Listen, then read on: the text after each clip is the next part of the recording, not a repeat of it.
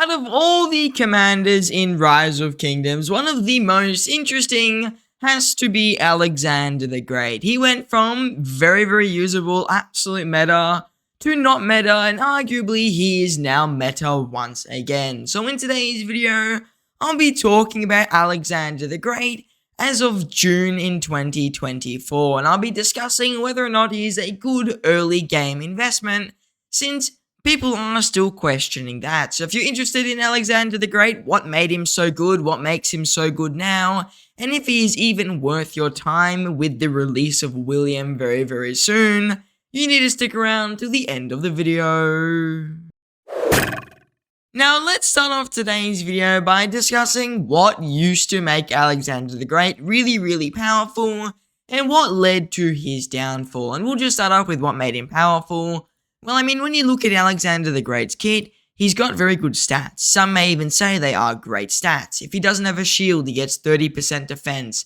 So if he does have a shield, if he doesn't, he gets 40% attack. He's got 30% infantry march speed. He's got 1,700 instant damage factor, which you can use when you city pop. And he's got an expertise that allows his shield to debuff enemies. I mean, you couldn't really get a better commander than Alexander the Great at the time of his release. He was one of the best commanders, and his best pairing had to go to YSG, who was also one of the best commanders in the game. And I also found out recently YSG received a nerf at some point, which means he was definitely quite strong. So YSG and Alexander the Great were two formidable menaces in KVK1. They were just that powerful in KVK2, sorry. And Alexander the Great was really good for pretty much anyone. At the point when he released, he was the best commander in the game. Put him with YSG, you had the best march in the game. He was really good with infantry. He was really good with anything, really. You could put him in a garrison, a rally. He would just work everywhere. And he was used at all times in Season 2.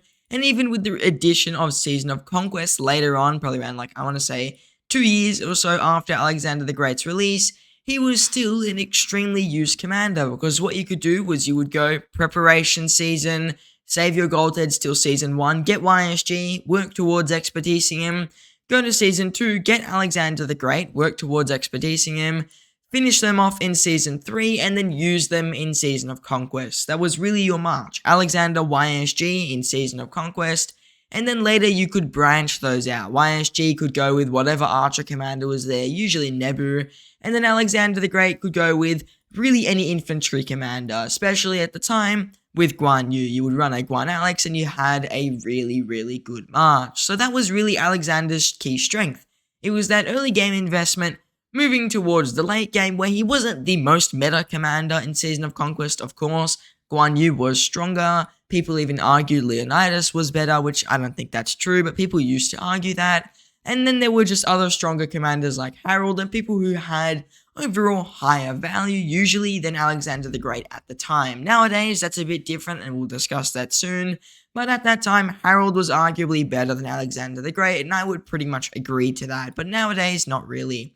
So really what happened was Alexander the Great was this great middle ground commander for Season 2 into Season of Conquest, and he was really powerful to the point where you could still run him and he would work perfectly fine. But as time went on, Alexander the Great certainly lost value. With the release of CPO, we already saw the next generation commanders, and Alexander the Great lost a big chunk of value there. And then once they shifted Season of Conquest into Season 3, allowing you to get SOC commanders before you actually got just after you got Alexander the Great, really made it so that people were like, why would I invest in Alexander the Great for 1 and maybe a half KVK while I work on new commanders, when I can just skip him and save gold heads and get CPO, who is just way better.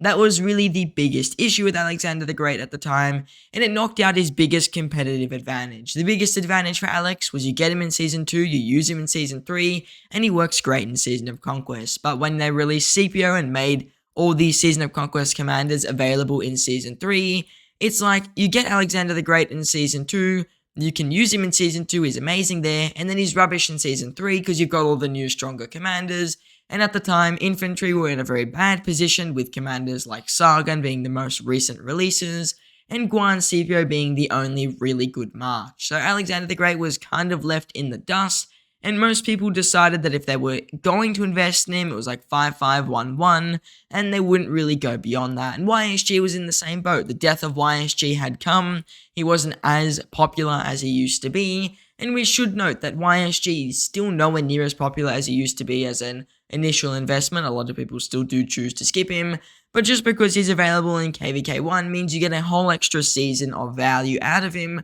compared to Alexander the Great. So a lot of people just said, I'll just get YSG and I'll skip Alex and I'll save those gold heads and I'll make an Archer March when I hit Season of Conquest, because arguably at the time YSG was performing better than Alex with a lot of the more meta commanders. So that was really the rise and downfall of Alex. He started off as this really amazing commander who was great in Season 2, great in Season 3, and decent in Season of Conquest, and you would see Alexander the Great with YSG pretty much everywhere until people got better marches, and then he started to fall off, where he was still great in Season 2, he was still pretty good in Season 3, but there were better commanders in Season of Conquest, though he would still work, and then we would finally see the full death of Alex with the mixture of putting Season of Conquest commanders into Season 3, and also the fact that CPO was released and this whole next generation of infantry did really begin to come. So the next thing I would like to talk about is how did Alexander the Great even end up in the meta again? What made him so good?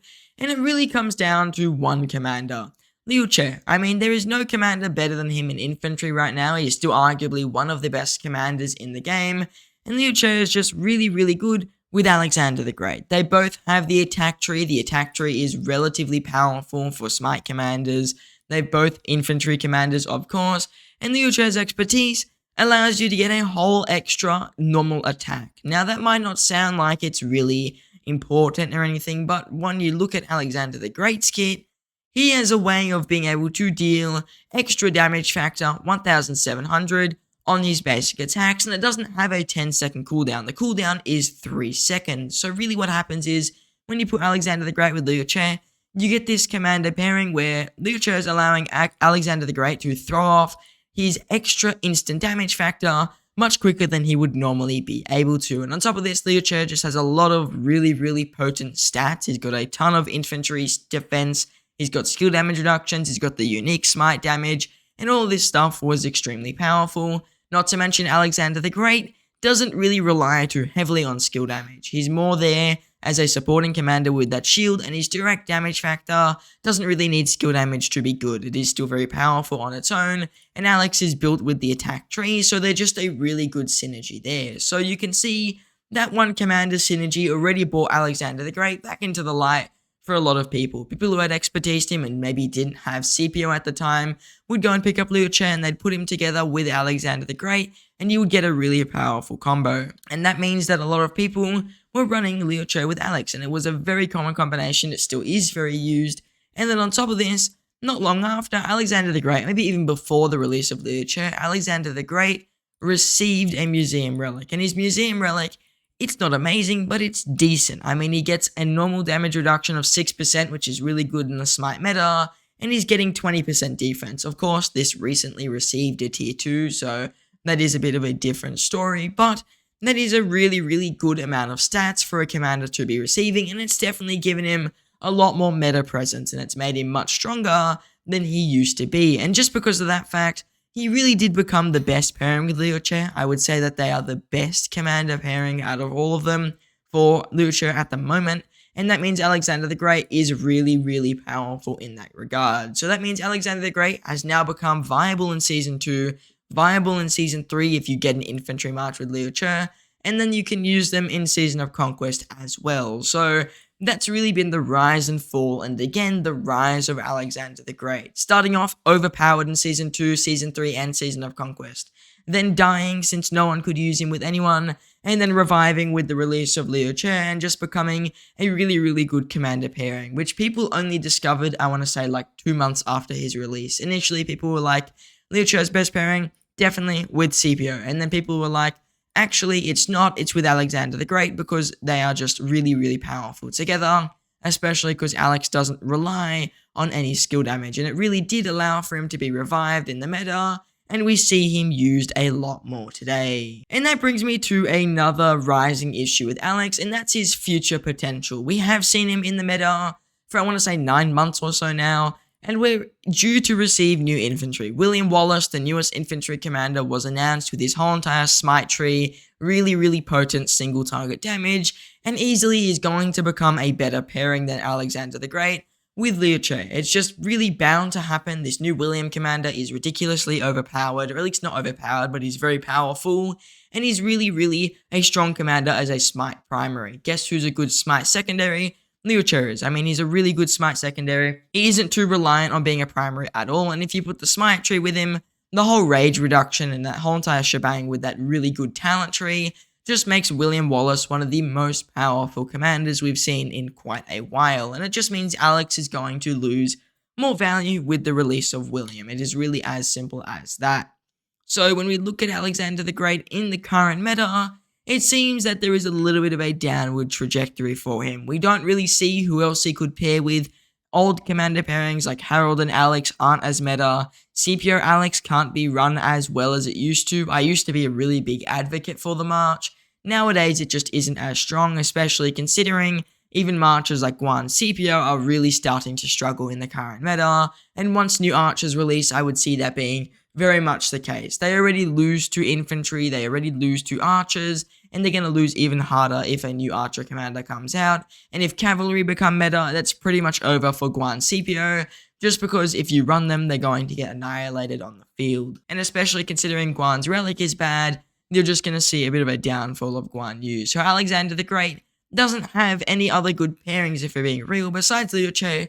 And then we look at the release of William Wallace, it's going to really be a big replacement for Alexander the Great. Pretty much guaranteed it's going to kick him out of the meta quite hard, I would say. It's going to be much more likely. We even saw from the testing I ran the other day, keep in mind that testing isn't 100% accurate, but the testing I did run with the simulator, it did show that Alexander the Great loses by a fairly substantial margin against William with Liuche. It's just really as simple as that. So that is a big thing we should take into account before we answer the final question of today's video. So the final question today, is Alexander the Great a good investment in the early game? Is he actually even a good investment in general, especially considering the newer commanders releasing for infantry, with the biggest one being William? And I think the answer is, he's not really the best, but he's much better than he was about 9 or so months ago.